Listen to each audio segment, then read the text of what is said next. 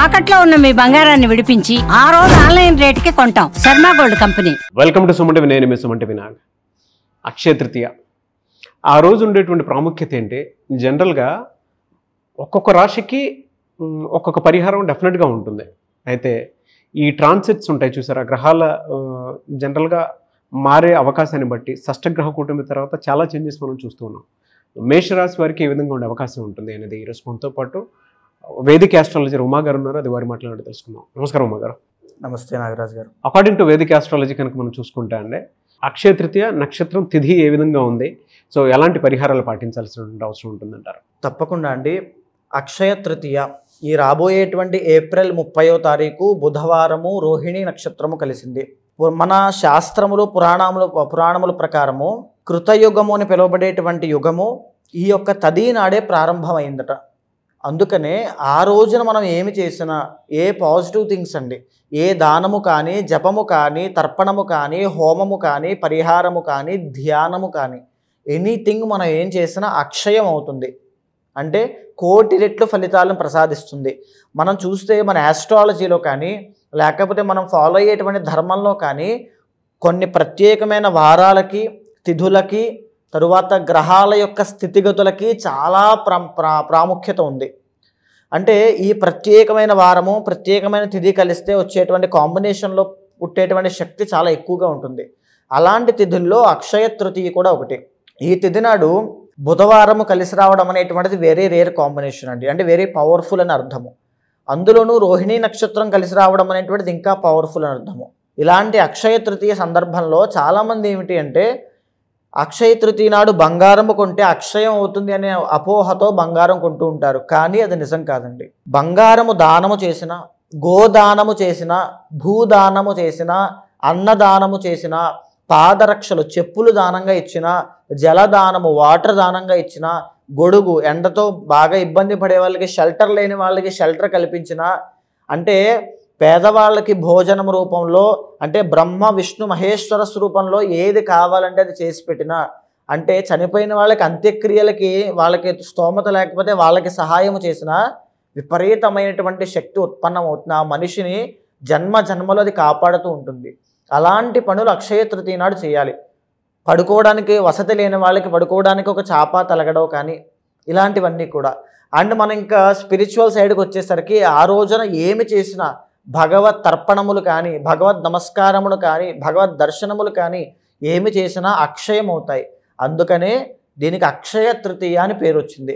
అయితే ఎవరైతే శివ సాయుధ్యాన్ని పొందాలి అనుకుంటూ ఉంటారో, అంటే శివుడి యొక్క సన్నిధికి శాశ్వతంగా వెళ్ళిపోవాలి, అనుభవించింది చాలు అనేటువంటి పరం కోసం కోరుకుంటూ ఉంటారో వాళ్ళైతే ఎస్పెషల్గా పెరుగన్నాన్ని, తర్వాత జలదానము, తర్వాత గోధుమలు, శనగలు దానం ఇవ్వడం వల్ల శీఘ్రమే శివ సాయుధ్యాన్ని పొందుతారు అని చెబుతోంది. అంటే వాళ్ళు మరణించిన తర్వాత అంతటి శక్తివంతమైంది. అయితే ఈ యొక్క తిథి నాడు కొంతమంది ప్రత్యేకమైనటువంటి దోషాలు ఉన్న వాళ్ళకి ఆ పరిహారములు ఆచరించడం వల్ల కొంతమంది ఏంటి అంటే, నాగరాజు గారు మీరు చూస్తూ ఉంటారు, ఎన్నో గుళ్ళకు తిరుగుతూ ఉంటారు, ఎన్నో పూజలు చేస్తారు, ఎన్నో హోమాలు చేయిస్తారు, ఎన్నో వ్రతాలు, నోములు, మొక్కులు ఎన్నో ఉంటాయి. పెళ్ళి అవ్వదు, సంతానము కలగదు, సెటిల్మెంట్ జరగదు. అంటే స్కిల్ ఉంటుంది, టాలెంట్ ఉంటుంది, కానీ ఏ పని ముందుకు వెళ్ళదు. అంటే ఒక యూనివర్స్ బ్లెస్సింగ్స్ ఏదో లోపించింది అనేటువంటి భావన.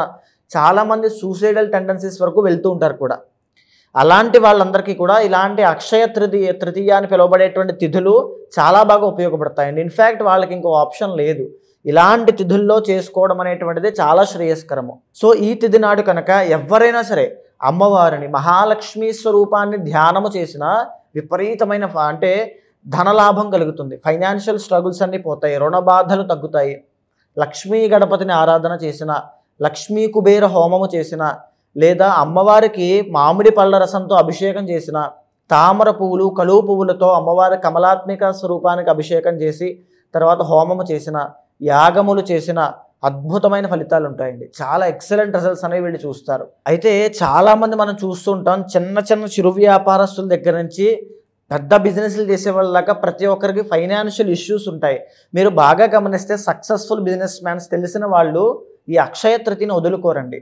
లక్ష్మీ కుబేర పూజ అనేటువంటిది ఇంట్లో చేయిస్తారు. వ్యాపార స్థలంలో చేయిస్తారు.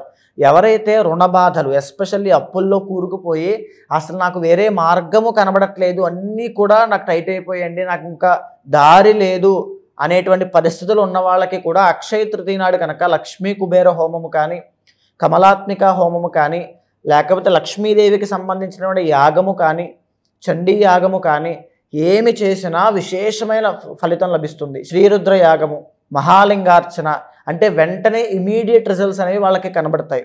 తరువాత మనం చూస్తే నాగరాజు గారు బంగారం తాకట్టు పెట్టామండి, ఇల్లు అమ్మేసేటువంటి తనఖా దాంట్లో ఆ పరిస్థితుల్లో ఉంది, వేలం వేసేస్తున్నారు, మా బట్టల వ్యాపారం మా బొటీక్స్ అన్ని క్లోజ్ అయిపోతున్నాయి, మేము డబ్బులు ఎక్కడో ఇన్వెస్ట్ చేసామో అవి రావట్లేదు, అవి ఒక ల్యాండ్ లిటిగేషన్స్లో కానీ సంథింగ్ ఎక్కడో ఇరుక్కుపోయాయి, డబ్బులన్నీ రావట్లా, కోట్ల రూపాయలు, చాలామంది కొన్ని వందల వేల మంది ఉన్నారండి ప్రాబ్లంతో.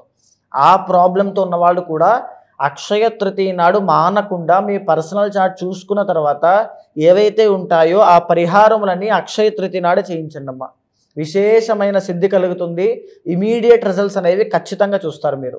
మేషరాశి వారికి ఏ విధంగా ఉండే అవకాశం ఉంటుంది, అంటే ఎలాంటి పరిహారాలు, ఎలాంటి మార్పులు చేర్పులు జరిగే అవకాశం ఉంటుందంటారు? ఇప్పుడు ఫర్ సపోజ్ మేషరాశి వాళ్ళకి తీసుకుంటే నాగరాజు గారు, వీళ్ళకి జరిగినటువంటి మార్చి 30వ తారీఖున షష్టగ్రహ కూటమి అనేటువంటి ఎఫెక్ట్ ఒకటి, తర్వాత మార్చి 30వ తారీఖు దగ్గర నుంచి ఏలినాటి శని దోషం అనేటువంటిది స్టార్ట్ అయ్యాయి. మీరు చూస్తే చాలామందికి షష్టగ్రహ కూటమికి బిఫోర్ అండ్ ఆఫ్టర్ లాగా వాళ్ళ జాబ్స్ పోవడము, హెల్త్ ఇష్యూస్ వచ్చి హాస్పిటల్స్లో జాయిన్ అవ్వడము, అంటే కంప్లీట్గా ఫైనాన్షియల్ డౌన్ అని చూడడం లాంటివి ఎంతోమందికి చూసాం. అయితే అలాంటి వాళ్ళకి పైగా ఏలినాటి శని స్టార్ట్ అయింది వీళ్ళకి, అంటే విపరీతమైన డబ్బులు లాస్ అవ్వడం, సో ఇలాంటివన్నీ ఎక్కువగా ఉంటాయి. పైగా మే 15th దగ్గర నుంచి ఇప్పటి వరకు వీళ్ళని కాపాడుతున్నటువంటి గురుడు కూడా 3rd హౌస్లోకి వెళ్తున్నాడు, 3వ స్థానమైనటువంటి మిథునంలోకి ఎంటర్ అవుతున్నారు. దానివల్ల పోయేటువంటి గురుబలం పోవడమైనా, ఆ గురుడు యొక్క బలం పెరగడం కోసమైనా, గురుడు దేనికి కారణం అవుతారండి? ధనానికి, సక్సెస్కి, జ్ఞానానికి, అంటే విద్యార్థులకి విద్యాలోపము, చదువుకునే వాళ్ళ స్టూడెంట్స్కి, తర్వాత వ్యాపారం చేసే వాళ్ళకి, ఉద్యోగం చేసుకునే వాళ్ళకి సడన్గా జాబ్స్లో ఏదైనా ఇబ్బంది రావడము, తర్వాత ఏంటి అంటే సక్సెస్ లేకపోవడం, అంటే కాంపిటేటివ్ ఎగ్జామ్స్ రాసే వాళ్ళకి వీళ్ళకి అందరికీ కూడా. సో ఈ రకమైనటువంటి ఇబ్బందులు గురుబలం పోవడం వల్ల రాకుండా అక్షయ తృతీయ నాడు కనుక వీళ్ళు లక్ష్మీ కుబేర పూజ కానీ, పర్సనల్ చార్ట్ అనేది చాలా ఇంపార్టెంట్ నాగరాజ్ గారు. ఎందుకనంటే ఈ గోచారం అనేటువంటిది 40% రూల్ చేస్తే 60% పర్సనల్ చార్ట్ రూల్ చేస్తుంది. కాబట్టి ఆ పర్సనల్ చార్ట్ చూసిన తర్వాత ఉన్నటువంటి దోషాలకు అనుగుణంగా ఆ పరిహారములు, ఆ జపములు, ఆ పూజలు అక్షయ తృతీయ నాడు తప్పకుండా చేయండి అమ్మా. ఇమీడియట్ రిజల్ట్స్ అనేవి మీరు చూస్తారు. ఎంత పెద్ద ప్రాబ్లం అయినా దానికి సొల్యూషన్ కనబడుతుంది. ఎలా సార్, అంటే అందరికీ ఆ విధంగానే ఉంటుందా, లేదంటే అంటే మేషరాశి వాళ్ళకి సంబంధించి ఈ రకమైన పరిస్థితులు కనబడుతున్నాయి గోచార రీత్యా, కానీ ఎవరి ఇండివిజువల్ జాతకం యూనిక్గా డిఫరెంట్గా ఉంటుంది. సో దానికోసం పర్సనల్ చార్ట్ ఖచ్చితంగా చెక్ చేసుకోవాలి. సో ఇక్కడ మేషరాశి వాళ్ళకి ఇంకొక విషయం అండి, ఎప్పుడైతే ఏలినాటి శని స్టార్ట్ అయ్యి 12th హౌస్లో శని ఎంటర్ అయ్యారో రిలేషన్స్ అనేవి దూరం అవ్వడము, బంధాలు బాంధవ్యాలు దూరం అవుతాయి. అది మ్యారీడ్ లైఫ్లో అవ్వచ్చు, ఫ్యామిలీలో అవ్వచ్చు, అత్తగారి దగ్గర నుంచి స్ట్రగుల్స్ అవ్వచ్చు, మనశ్శాంతి లోపించడం అవ్వచ్చు, ఇలా ఇవన్నీ కూడా ఏలినాటి శని స్టార్ట్ అవ్వడము, ఈ శని దోషం రావడం దీనివల్ల కలుగుతూ ఉంటాయి. అండ్ భార్యాభర్తల మధ్యలో విభేదాలు, మిస్అండర్స్టాండింగ్స్ అండి, ఫైనాన్షియల్ ప్రాబ్లమ్స్ వల్ల కలిగేటువంటివి, వీటికి కూడా అక్షయ తృతీయ అనేటువంటిది సొల్యూషన్ అండి. అక్షయ తృతీయ నాడు కనుక పర్సనల్ చార్ట్ చూసుకుని దానికి సంబంధించిన పూజలు చేయండి, ఆ మంత్ర ఉపాసన చేయండి, ఆ ధ్యానము చేయండి, ఆ స్తోత్ర పారాయణ చేయండి, ఆ రోజున సద్వినియోగం చేసుకోండి, లైఫ్లో సొల్యూషన్ అనేది కనబడుతుంది మీకు. ఎలా సార్, అంటే మిమ్మల్ని అప్రోచ్ అవ్వాలి అని అంటే ప్రాసెస్ ఏంటి, ఎలా ఉంటుంది? అంటే కొంతమంది అంటే గోచార రీత్యా ఇదంతా ఉంది కాబట్టి డెఫినెట్గా వాళ్ళ పర్సనల్ చాట్ త్రూ తెలుసుకొని ఆ రోజు ఏ రెమెడీ పర్సనల్గా దానికి సంబంధించి చేయొచ్చు అని చెప్పేసి తెలుసుకోవాలి అనుకుంటున్న వాళ్ళు ఉన్నారు. ఎలా మిమ్మల్ని అప్రోచ్ అవ్వాలంటే? తప్పకుండా అండి, అలాంటి వాళ్ళు ఎవరైనా ఉంటే మనం మాట్లాడుకునేటువంటి అంశం అంతా కూడా గోచారం కోసం మాట్లాడుకుంటున్నామండి. కానీ మీ పర్సనల్ చార్ట్ అనేటువంటిది చాలా యూనిక్గా డిఫరెంట్గా ఉంటుంది. అక్కడ మీరు ఏ సమస్యతో ఇబ్బంది పడుతున్నారో దానికి కారణం ఏమిటి అనేటువంటిది తెలుస్తూ ఉంటుంది. ఆ పర్సనల్ చార్ట్ చూసిన తరువాత మాత్రమే ఆ పరిహారములు, నిర్దిష్టమైన పరిహారములు ఆచరించండి. ఇమీడియట్ రిజల్ట్స్ వస్తాయి. పర్ఫెక్ట్ పరిహారం ఆచరించినప్పుడే మనకి రిజల్ట్స్ అనేవి కనబడుతూ ఉంటాయి. సో అలాంటి వాళ్ళు ఎవరైనా ఉంటే తప్పకుండా మీకు కింద కనిపించే నెంబర్కి కాల్ చేస్తే మా వాళ్ళు మీకు పూర్తి వివరాలు అందిస్తారు. తప్పకుండా అపాయింట్మెంట్ తీసుకున్న వాళ్ళకి గోచారము, పర్సనల్ చార్ట్ చూసిన తర్వాత పరిహారములు చేయించి ఒక మంత్రోపాసన ఇచ్చి వాళ్ళకి మంచి రిజల్ట్స్ వచ్చేలా చేస్తానమ్మా. డెఫినెట్గా. ఎనీవేస్ థ్యాంక్ యూ అండి, థ్యాంక్ యూ సో మచ్ అమ్మ గారు. చూసారు కదండి వీడియో. ఈ వీడియోపై మీ అభిప్రాయాన్ని కమెంట్ బాక్స్లో పోస్ట్ చేయండి. ముఖ్యంగా మీరు కనుక అకార్డింగ్ టు వేదిక్ ఆస్ట్రాలజీ మీ పర్సనల్ చార్ట్ ఏ విధంగా ఉందో తెలుసుకోవాలి అనుకుంటే, ఎస్పెషల్లీ అక్షయ తృతీయ నుంచి ఏ విధంగా ఉండబోతుంది అనేటువంటి విషయం తెలుసుకోవాలనుకున్నా కూడా స్క్రీన్ మీద మీకు కాంటాక్ట్ నెంబర్ కనిపిస్తుంది. దాన్ని మీరు కాల్ ఆర్ మెసేజ్ వాట్సాప్ చేసి అపాయింట్మెంట్ బుక్ చేసుకోండి. అండ్ ఈ వీడియో లైక్ చేయండి, షేర్ మాత్రం తప్పకుండా చేయండి. ఇలాంటి మరిన్ని వీడియోస్ కోసం మా ఛానల్ ఫాలో అవ్వండి. Thank you.